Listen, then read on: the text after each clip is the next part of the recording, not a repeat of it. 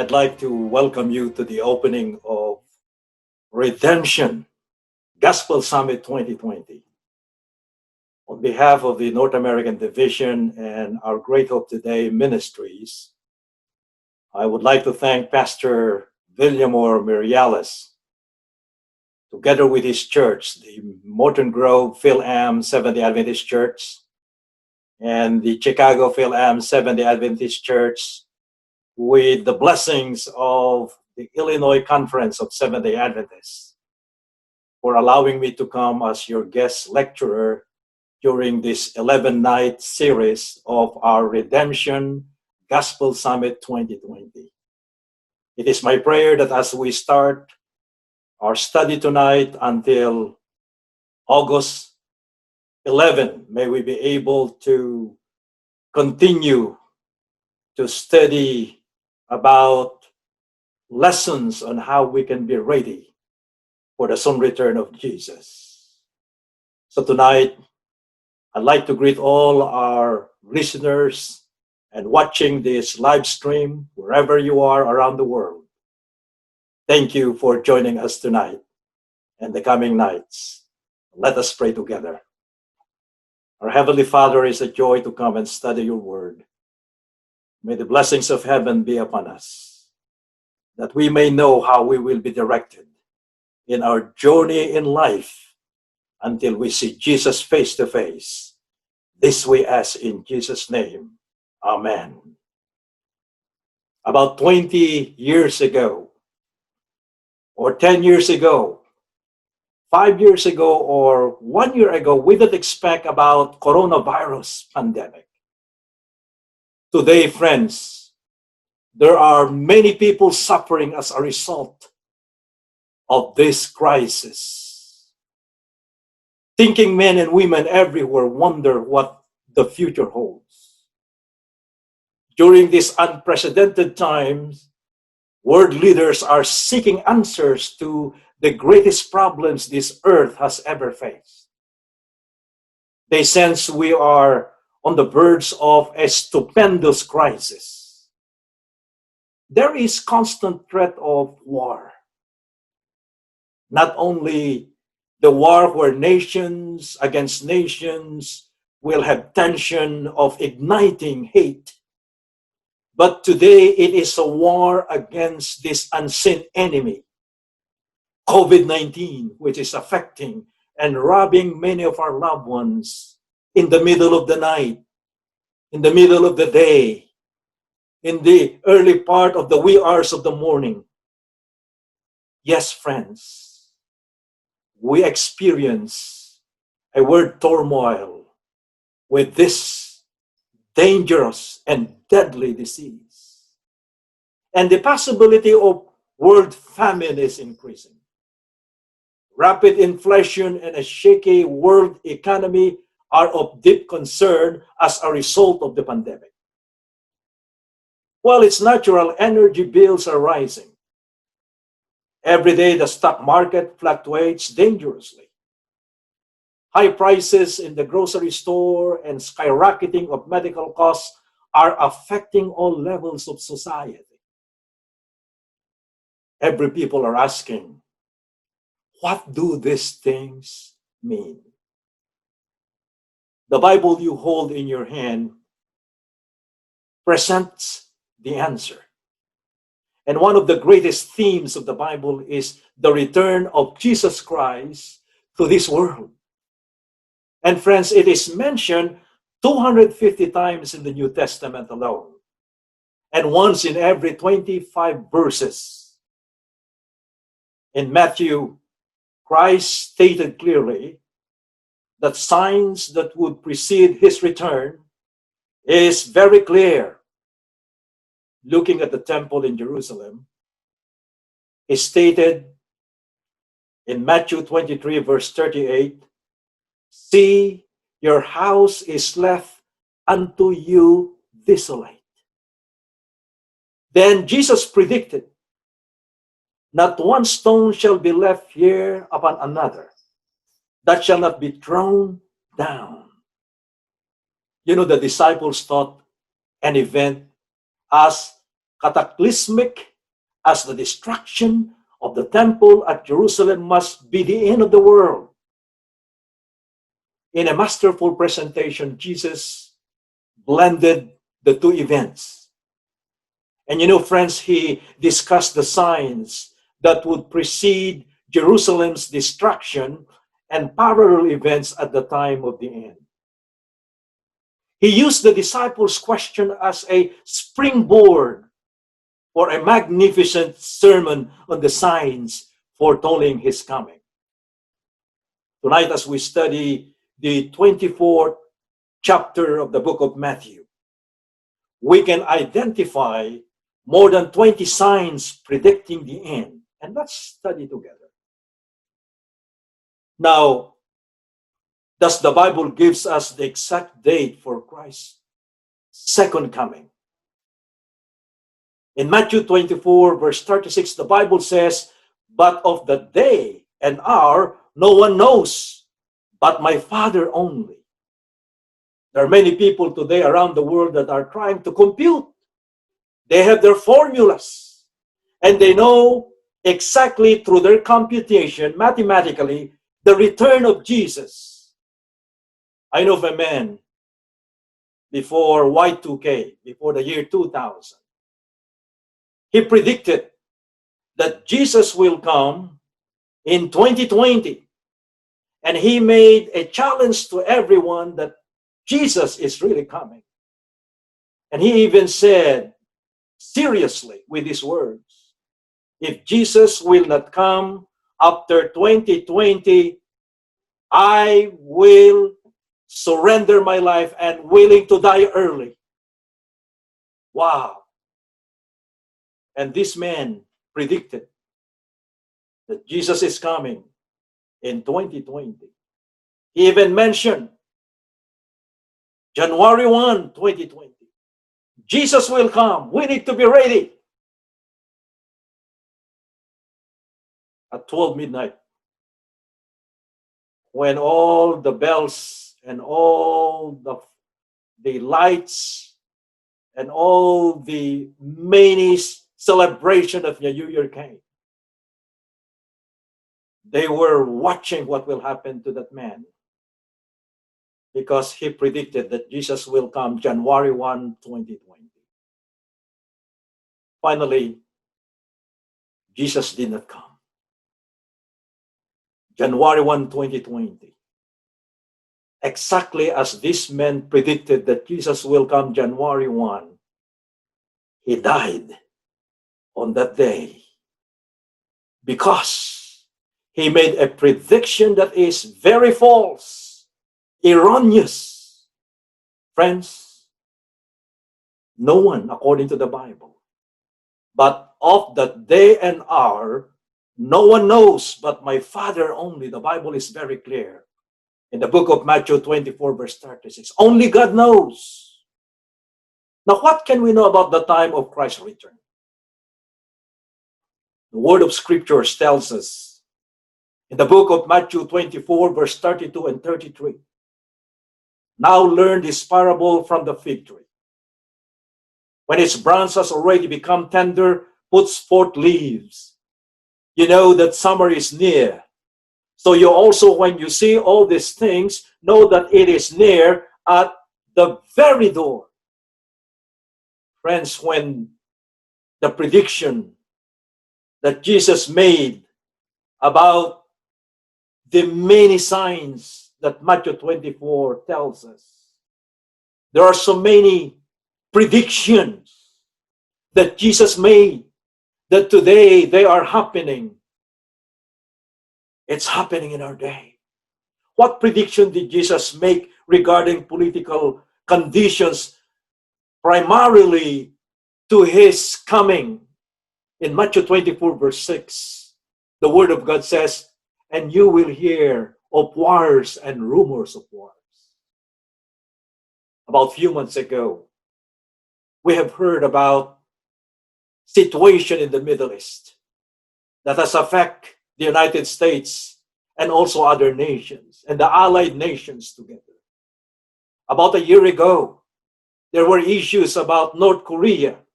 There are issues about many nations that the United States would like to see an ally where they can be together, working together for peace. But how does the book of Revelation describe the situation among the nations of the world prior to the Advent? In Revelation 11:18, my Bible says, the nations were angry, and your wrath has come, and the time that you should destroy those who destroy the earth.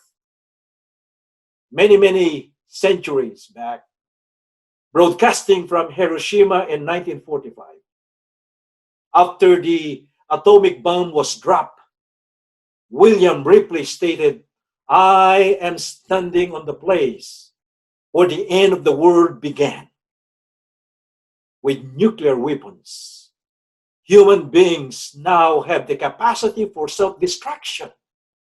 And friends, this is certainly one of the greatest signs of the return of Jesus. But these are just the beginning. In spite of the build of thermonuclear weaponry, what will the nations be saying in the last days? The Word of God is very clear. In 1 Thessalonians 5 verse 3, for when they say peace and safety, then sudden destruction comes to them. There are many nations today who are warring with each other, trying to settle with peace. I remember many, many years back when President Bill Clinton was invited by two nations to settle their disputes. So they went to a neutral country where they can settle together their differences so that they can be as one friends, as one nation that can work together in their region. I saw in television President Bill Clinton trying to talk to these two leaders from these two nations that are warring and cannot settle their disputes. But it was on that day when we witnessed on television when both leaders embraced. They even kissed and hugged and embraced. And they were saying, enough is enough. We would like to be friends. We would like to continue our collaborative way on how to be able to build our nations and protect our nations to be safer as before. So they were signing some papers to indicate, to seal the agreement that they will now become friends and not enemies. According to the news, after these two nations made an agreement to be together again, to be friends again, as they bade goodbye to President Bill Clinton, then President of the United States at the time, as the two leaders of nations were being escorted to go to the airport and fly back to their nations while they were still in the airport. We heard news that the two nations started to war again. The other nations flew a missile. And the other nations started to rally their forces for the ground force so that they would like to protect their nation. Friends, when they say peace and safety, then sudden destructions comes upon them. What signs will occur in the natural world preliminary to the coming of Jesus? The book of Matthew, the 24th chapter, verse 7, is saying that there will be famines, pestilences, and earthquakes in various places. Pestilences. This is coronavirus in our time, where 158,000 deaths today in the United States have been recorded. Friends, the Bible is very clear that before the coming of the Lord, pestilences, famines, and earthquakes in various places. There were news that I have heard lately, that in one day there are 100 earthquakes that were not recorded and broadcasted. We have heard through the news about the devastating earthquakes that has killed thousands, where tsunamis has been enforced to other lands and shores, where many people died as a result of these catastrophes. Yes, there will be famines, pestilences, and earthquakes in various places. And the world is running out of food. 58 million a year, 156,000 daily. Because of a growing population, 10,000 people a day, more than 3.5 million per year die of starvation. The Bible says in the book of Micah that there will be a time when there will be a famine, not the famine of food, but it will be the famine of the Word of God.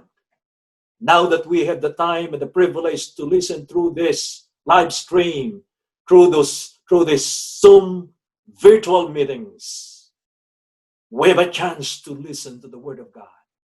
But friends, these are the signs of the times. What does the increase in crime and moral breakdown in society indicate? Do we have a proof in the Bible that it will happen? Friends, in the book of Matthew, the 24th chapter, verse 12, and also the book of the 2 Timothy 3, verse 1 and 4, it is very clear that this prophecy, that this situation are happening in our day. The Bible says, and because lawlessness will abound, the love of many will grow cold. And in the last days, perilous times will come.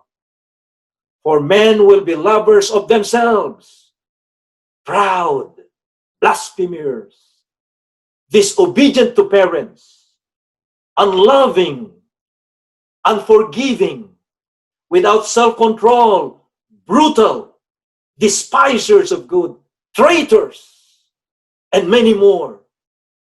That 2 Timothy chapter 3 tells us. What is the meaning of the conflict between people in their workplace, which is increasing as a result of the economy?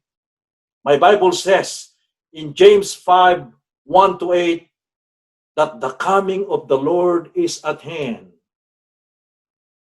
when there will be conflict between employers and employees, when there will be 40 million people lost their jobs. Where will they be able to feed their families? Where will be they able to get the substance, the resources to raise their families? So in the workplace, it's happening even this day, especially during this time of the pandemic. Imagine 40 million people lost their jobs.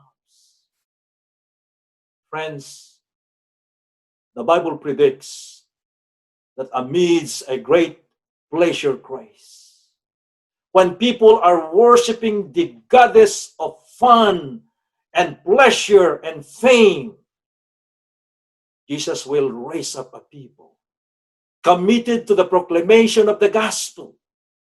That the greatest sign of the end is found in Matthew 24, verse 14. What is it? The last sign, the greatest sign of the end. My Bible says, and this gospel of the kingdom will be preached in all the world as a witness to all nations. And then the end will come. Friends, when I see these conditions, what should I do? What must I do? The Bible is very clear. But take heed to yourselves, lest your hearts be weighed down with cares of this life, and that they come on you unexpectedly. Watch therefore and pray always, that you may be counted worthy to stand before the Son of Man. A man was coming home from a business trip and riding on an airplane, arriving to one of the metropolis in the United States. As he was up in the air, there were turbulent experience that the airplane went through. There were just like thunder and lightning and the shaking, and people were praying that they will be safe because they felt that they are in a situation as if it is the final hour or minute of their lives. So all the passengers were crying and shouting because of the turbulence that the airplane experienced. As the businessman was trying to hold his emotions and trying to grip the chair where he was sitting, he saw a little girl seated by his side. And he was so surprised that the girl was just quiet. And he was just reading a little book. I believe it was a Bible. And the businessman asked, "My little girl, are you not afraid of the turbulence? And the airplane was shaking. Are you not afraid what's happening?" And the little girl answered and said, "No." "Why? You should be afraid. You should be praying, because we are in a situation that the plane might crash." "No, it will not crash." "Why?" the businessman asked. "You know what? The pilot is my dad, and he's bringing me home. He's bringing me home." Exactly as the little girl said, as they are now descending to the runway of the airport of that metropolis, the pilot, which is her father, landed the airplane to safety. We're so happy that we have a pilot. Despite of the many turmoil that we experience in this life, we have our Father who is our pilot, who will take care of us despite of the many calamities, the disease, the unseen enemy of COVID-19. But the Bible is very clear, friends. In Matthew 24, verse 33, when you see all these things, know that it is near at the very doors. The Bible would like to end this study with this text in Matthew 24, verse 44. Therefore, you also be ready, for the Son of Man is coming at an hour when you don't expect him. Are you ready for the coming of Jesus? God has prepared a wonderful place where we will experience these things that were happening today. God has given his redemptive power, redemption in a time of turmoil, redemption that Jesus is coming to save us. We need to be ready, because for the Son of Man is coming at an hour when you do not expect him. May we give our lives to him tonight as we be ready for his soon return. Oh, Father in heaven, it's a joy that there is an assured redemption in the time of turmoil. We are so happy that we have our pilot, our Heavenly Father, that will take care of us and be able, Lord, to see our families, our loved ones, our friends, that we can be together, that we can be enjoying the presence of God in the final days because we have accepted you as our Savior. May we open our hearts tonight that you can come in so that we can call you our Lord,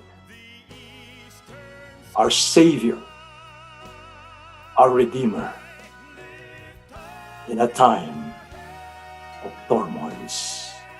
In Jesus' name, amen and amen.